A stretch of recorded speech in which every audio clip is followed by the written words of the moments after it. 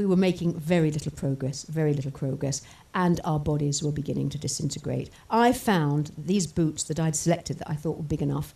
I didn't realise that the boots shrink in the cold and your feet swell. So I lost all my toenails.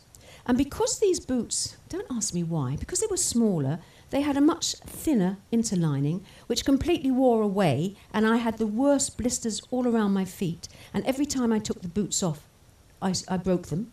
And every time I put the boots on in the morning, I broke them again. And my feet were, I can only say it, a bloody mess.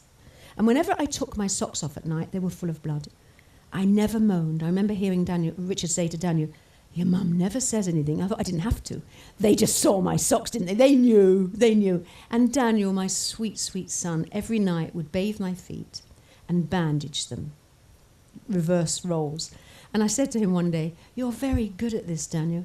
"Mum, 10 years in the army, nothing I don't know about blisters."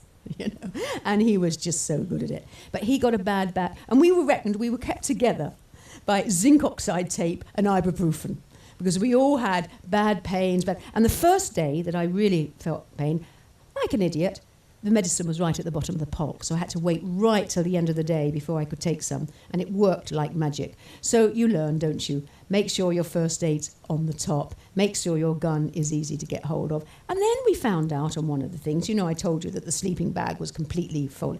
Apparently, if you put your sleeping bag on the outside of the tent, the wind dries it, and it's lovely and fresh.